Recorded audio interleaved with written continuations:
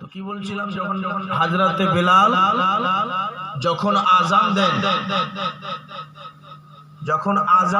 তো কোনো পাখি যদি উড়ে চলে যায় তো আর উঠতেন না। বেলালের আওয়াজ আযান শুনে তারপরে আবার উঠতেন। বলুন সুবহানাল্লাহ। হযরতে বেলাল যখন আযান দিতেন, একটু বেশ করিয়ে দেবেন, আযান যখন দিতেন কানে হাত দিয়ে আল্লাহু আকবার, আল্লাহু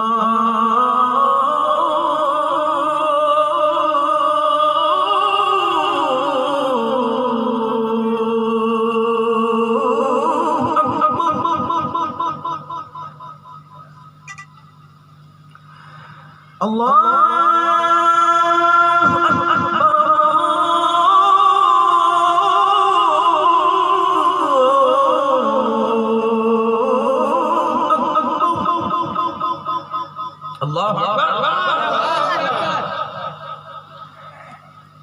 আশহাদু আল্লা ইলাহা ইল্লাল্লাহ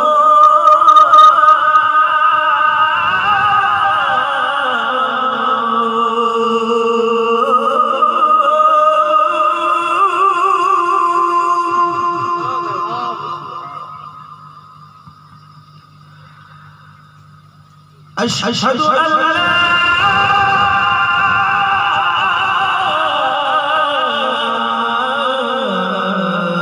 إله إلا الله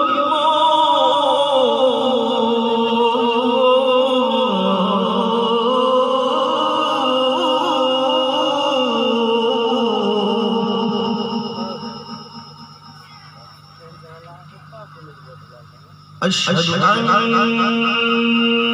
محمد رسول الله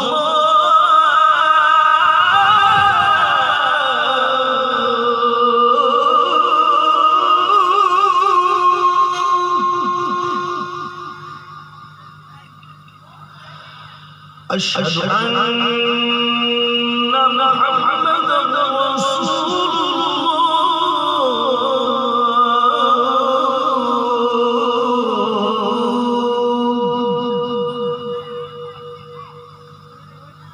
حي على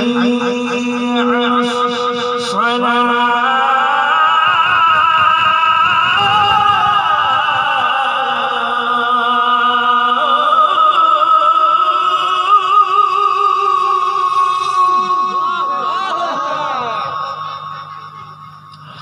حي على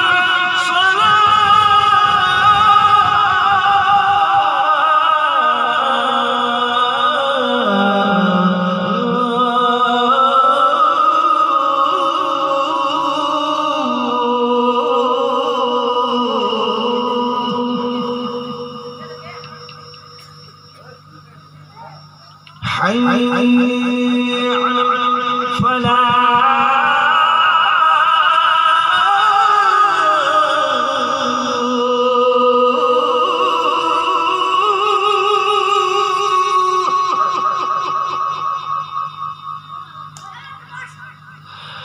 حي على الفلاح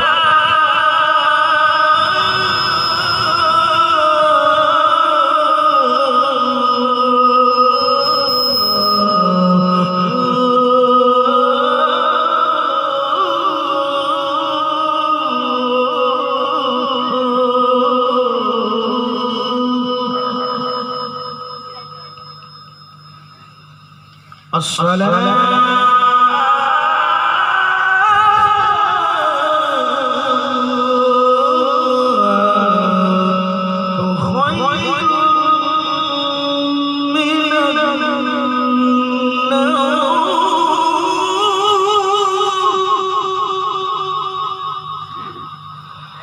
الصلاة